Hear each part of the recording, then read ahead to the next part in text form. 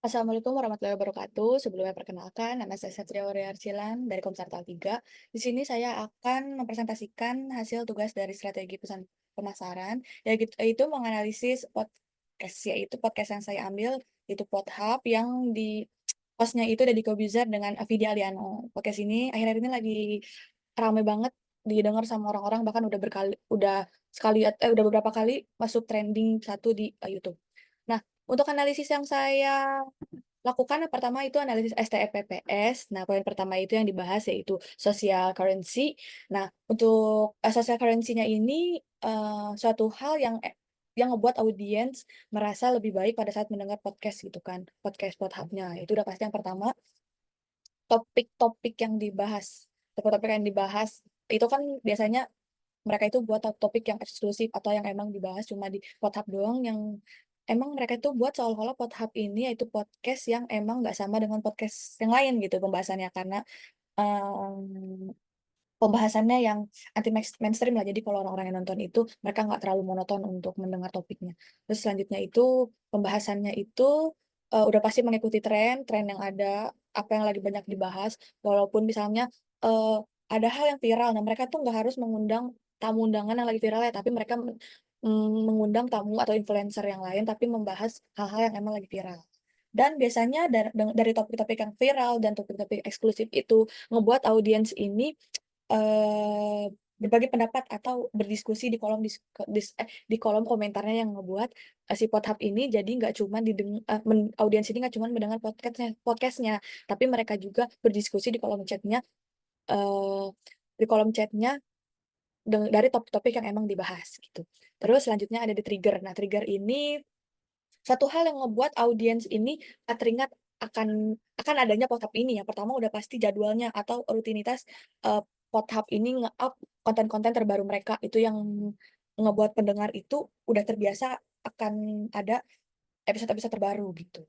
Yang keduanya itu udah pasti tamu undangan yang mereka undang itu kan udah pasti, kalau enggak yang emang lagi banyak diperbincangkan atau yang lagi viral atau yang emang yang request-an dari si audiensnya aja gitu. Di mana, ini tuh bisa menjadi trigger untuk audiens, mendengar episode selanjutnya gitu. Udah ibaratnya kayak, idola kita nih misalnya diundang di Pornhub, udah pasti kita akan nonton gitu. Itu yang ngebuat, trigger kita untuk nonton Pornhub gitu. Dan yang ketiga udah pasti topik pembahasannya yang tadi yang udah dijelasin di, sosial sosial currency-nya, yaitu topik-topik pembahasan eksklusif, atau yang biasanya relevan dengan kehidupan sehari-hari, seperti misalnya hubungan tamu undangan atau kebiasaan-kebiasaan uniknya atau yang lainnya. Nah, untuk analisis selanjutnya itu udah pasti emotionnya, di mana udah pasti emosi yang sering banget diterima pada saat mendengar Podhub itu udah pasti humor, lucunya. Karena yang kita tahu, eee, MC-nya ini kan Vidi dan Om Deddy ya, di mana mereka ini cukup memiliki humor yang jauh, udah pasti humornya pun beda. Vidi yang lebih kayak humor atau cara, eee, jokes-jokes dia yang lebih, apa namanya, yang lebih kekinian, sedangkan Om Deddy yang sering disebut, sama netizen itu humornya tuh humor bapak-bapak karena pembahasannya yang terlalu old atau terlalu lama, yang ngebuat biasanya tuh cringe tapi bikin kita tertawa gitu, atau bikin audiensnya ini tertawa, memicu mereka tuh ketawa. Dan ada juga kisah-kisah inspirasi episode, yang emang yang emang mengundang, perjalanan hidup, narasumber, entah itu pemuka agama atau, eee, artis-artis yang emang udah terjun di dunia, eee, di di dunia permusikannya udah lama atau di dunia aktingnya udah lama, yang itu yang dapat menginspirasi audiens pada saat mendengarnya. Nah, yang ketiga itu udah pasti topik-topiknya yang unik, yang emang membuat publik ini merasa, penasaran atau, kepo gitu, pas apa yang akan dibahas selanjutnya. Dan yang berapa ya, keempat itu adalah publik, di mana, publik itu, podcast ini tuh dapat terlihat atau dapat dijangkau oleh audiens karena Pornhub ini mengupload atau mempublikasikan, videonya itu di YouTube, di platform yang emang besar dan, dengan thumbnail-thumbnail yang menarik yang membuat publik ya udah gampang banget untuk menemukan podcast ini. Ditambah Pornhub ini sering banget masuk trending dan emang sering masuk ke explore, YouTube, audiens-audiens di Indonesia gitu kan, apalagi yang emang sering nonton podcast gitu. Dan yang kedua udah pasti kolaborasi influencer-nya yang mereka dengan cara mereka mengundang artis-artis atau mengundang orang-orang yang lagi banyak diperbincangkan di TikTok atau yang lagi berbincangkan di Instagram, di X, atau di manapun yang mereka berkolaborasi dan, hal ini tuh bisa meningkatkan visibility dari Pornhub sendiri. Yang kelima ada practical value. Nah, di mana ada 3 poin yang saya dapatkan dari analisisnya itu udah pasti hiburannya, karena humor jokes Vidi dan Deddy Corbuzier atau bahkan si tamu undangannya ini yang, cukup berbeda gitu kan, yang membuat, audiens ini, merasa nyaman pada saat mereka mendengar Pornhub ini dan mereka tuh merasa konten ini tuh, ringan dan menghibur mereka pada saat mereka mendengar.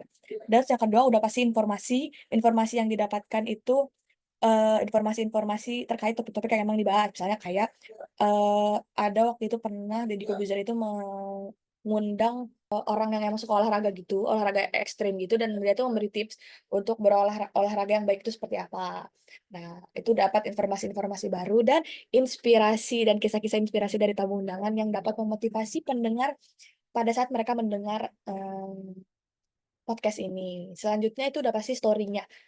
Nah, yang cukup uniknya itu story dari Pornhub ini udah pasti narasinya yang menarik. Nah, seperti yang kita tahu Pornhub itu, nggak ada yang namanya, skrip, mereka tuh bahkan tema aja nggak punya. Jadi Pornhub ini emang podcast, yang memiliki narasi ya udah ngalir aja. Ikutin apa yang emang mereka buat, apa yang Om Deddy dan Vidi ini buat gitu. Jadi pada saat orang menonton atau mendengar podcast ini tuh mereka lebih betah menonton dari awal hingga akhir karena, narasinya atau cara penyampaiannya itu berbeda di setiap episodenya gitu. Jadi kayak orang tuh nggak akan bisa kebacalah ibaratnya. Kan kalau mungkin di beberapa podcast ada yang kayak, oh pertama pembahasannya kehidupannya, kedua pembahasannya ini, ketiga ini, keempat ini. Jadi kalau Pornhub ini ya udah mengalir aja mengikuti pembawaan dari host-nya gitu.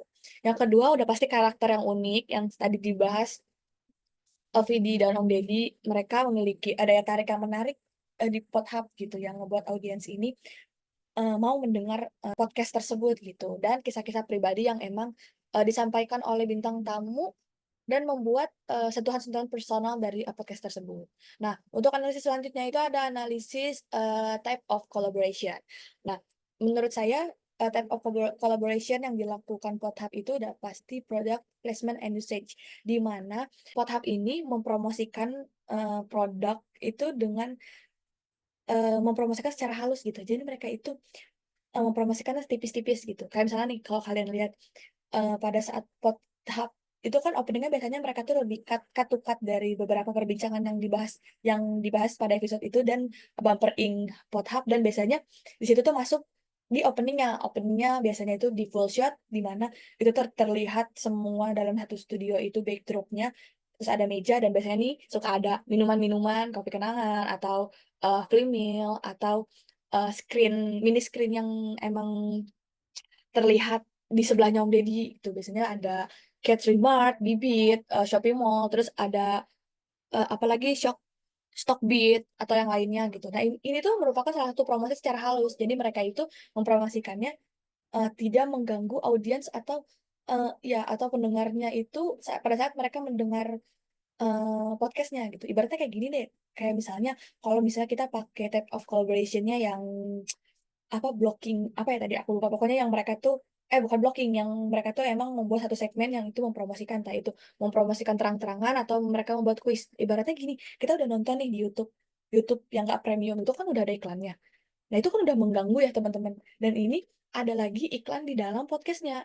Nah, itu ngebuat audiens atau pendengar itu terganggu. Nah, type of collaboration yang dilakukan oleh Pornhub itu udah benar, yaitu product placement and usage dan membuat audiens ibaratnya kayak, ya udah mereka, mendapatkan mereka menerima brand, mereka hanya menyimpan brand tersebut yang kalau ada kopi kenangan yang minum tinggal minum, ya kalau ada makanan yang makan tinggal makan, tanpa mengganggu si pendengarnya ini eee, si pendengar ini mendengar Pornhub gitu dengan mereka mempromosikan. Jadi mereka kayak ngebuat, ya udah biarkan audiens yang nge-notice, oh ada sponsornya loh, ada promosi yang mereka lakukan loh, yaitu kopi kenangan yang ditaruh di mejanya. Jadi nggak ada audiens yang merasa terganggu dari, topik-topik yang akan dibahas di Pornhub tersebut. Nah, Eee, cukup sekian yang bisa saya sampaikan dari presentasi kali ini, kurang lebihnya mohon maaf. Wassalamualaikum warahmatullahi wabarakatuh.